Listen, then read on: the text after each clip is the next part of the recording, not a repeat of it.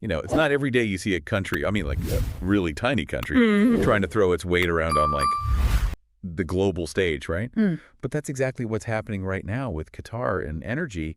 And they don't seem afraid to use whatever leverage they've got. No, not at all. So in this deep dive, we're going to unpack how this little nation, it's smaller than Connecticut, got to be such a powerhouse when it comes to energy. And we're going to look at how this new EU law could really change the game. Oh, and there's even a chance a familiar face might pop up. We're talking about former President Trump. Oh, wow. Okay, this is going to be interesting. Yeah, so it all begins with the EU. They're trying to, do the right thing, pass a law that makes companies responsible for any, like, human rights abuses or environmental damage that happen anywhere in their supply chains.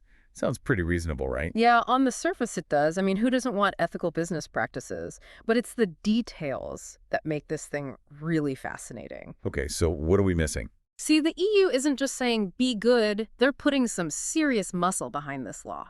We're talking fines, and not just any fines. They could reach 5% of a company's total global revenue. Not just what they make in Europe, but their entire global revenue. That's huge GE. 5%? Wow. Okay, that is a big chunk of change. So are they actually going to use that? I mean, who knows? But imagine, like, almost a year's worth of profits just gone. Yeah. That's the power the EU is flexing here. Yeah, I see what you mean. That's some serious power. Yeah. So how's Qatar reacting to all of this? Well, Qatar's energy minister, Saad al-Kaabi, let's just say he didn't mince words. What'd he say? He basically said, and I'm paraphrasing here, but if you fine us, we'll cut off gas to the entire EU. Whoa. So is he bluffing? Could they really do that? It's tough to say for sure, but here's the thing. Qatar has become a key supplier to the EU, especially since, Europe is trying to move away from Russian gas. Right, yeah. So that gives them a lot of leverage. But Qatar also has big ambitions in Asia. They want to become a major player there. And that might mean they're willing to take the risk of losing their European market share. It's a gamble, but I guess it depends on how much they're willing to bet. Mm-hmm. But there's another layer to this, right? The potential fines, they're aimed at Qatar Energy, and that's the state-owned energy company. Exactly. So it's not just a company being hit. It's basically a direct hit on the Qatari government. Ah, that makes more sense, yeah. And al-Kaabi really hammered that point home. He even talked about how this is the people's money at stake. Interesting. So he's framing it as an attack on the entire Qatari population, not just the company. Yeah, and he's using that to push for a total redo of the EU law, saying it's too broad, trying to punish companies for what happens in their global supply chains. He's saying the EU's overstepping. Wow, so it's Qatar versus the EU. Who knew energy politics could be so dramatic? Right. And just when you think it can't get any more complicated, we've got another interesting character entering the scene. One of the sources we looked at brought up former President Trump and his push for more American LNG exports. Oh, yeah, I remember that. He was all about energy dominance, right? Yeah. So could this situation, with Qatar and the EU, could this actually create an opening for the U.S. to step in? That's the million-dollar question. Because if Qatar actually cuts off gas to the EU, that leaves a huge hole in Europe's energy supply. And with the U.S. ramping up LNG production, they'd be in a prime position to fill that gap. Okay, so while the EU is focused on ethical standards, they could accidentally end up pushing Qatar towards Asia and making the U.S. a key energy player in Europe. Yeah, I mean, that's definitely a possibility, and it just shows how complex and unpredictable this whole thing really is. It really does feel like, watching a high-stakes poker game. Yeah. And no one wants to show their hand, but everyone's trying to guess what the other player is going to do next. Exactly. It's like you got to look beyond, like, just this one standoff, This whole thing, it shows how fragile the whole global energy market really is. So what do you mean by that? Well, like we were saying, there's this move away from the old way of doing things, relying on like Russian gas. And when that happens, it creates these openings, these opportunities for other players. Like Qatar, you mean, and the U.S. Right, exactly. And even think about it, companies focused on renewable energy, they see a chance here too, Everyone wants a bigger piece of the pie. So it sounds like a power struggle. It's not just about like who has the gas, but like the whole system, the infrastructure, how it gets moved around, the trade routes, all of it. You got it. Multi-dimensional chess match. And the stakes, they're through the roof. And it makes you wonder, right? Like, where does this leave, the average person listening to this? How does this energy power struggle actually affect, like, their everyday life? That's what I was thinking too, It's easy to tune this stuff out like, oh, it's just geopolitics, it's happening over there, it doesn't affect me. But we know that's not true.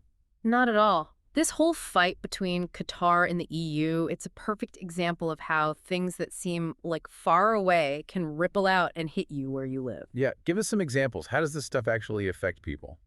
Think about the most basic stuff, right? The price you pay for gas at the pump, whether stores have what you need on the shelves, even like how stable things are politically in your own country. All that stuff can be directly affected by what's happening with energy globally. So this isn't just like economics textbooks and politicians arguing. This has real consequences for people, right, in their wallets, even their sense of security. You hit the nail on the head. And what's especially interesting here, right, is this tension we're seeing. It's like globalization versus national interest, all playing out in this one dispute. Okay, break that down for me a bit. Well, on the one hand, you've got the EU trying to set ethical standards for companies all over the world, with their supply chains. It's like they're trying to get everyone on the same page, working together, sharing the same values. Right, that makes sense. Mhm. But then, like you said, there's this other side to it, the national interest part. Exactly. You got countries like Qatar, they're saying, hey, hold on, we got to look out for ourselves first, even if it means like pushing back against those global standards the EU's trying to set. So it's like this back and forth, right? A world that's getting more and more interconnected, but then at the same time, individual countries are saying, nope, our needs come first. That's a great way to put it, really. It's a tug of war. Yep. And the outcome, well, it's going to affect us all. It's like a reminder, right, that we're all in this together, this big, complicated world, and even things that seem far off can have a big impact on our lives. Okay, so we've got these competing interests, the possibility of like energy shortages, the ethical questions, this global versus national tension. Where do we even go from here? I mean, there are so many ways this could play out, it's hard to even imagine. Yeah, you're not wrong about that. It's tough to say what's going to happen, right? But one thing's for sure, there's a lot at stake here.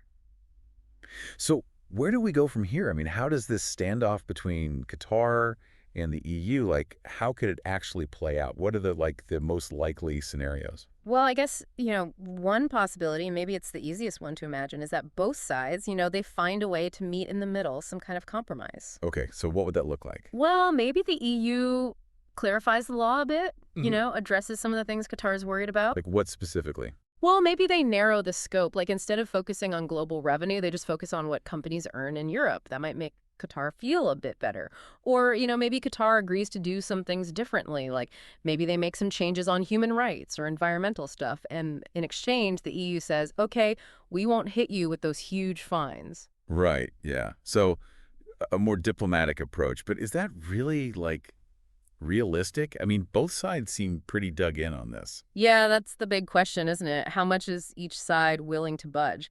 The EU, they might not want to weaken a law that they see as really important for ethical business practices. And Qatar, well, they know Europe needs their gas, so they might feel like they have the upper hand, and they can push back even harder. Okay, so let's say they don't find that compromise. What happens then? Like, worst case scenario, Qatar just cuts off the gas. They actually do it.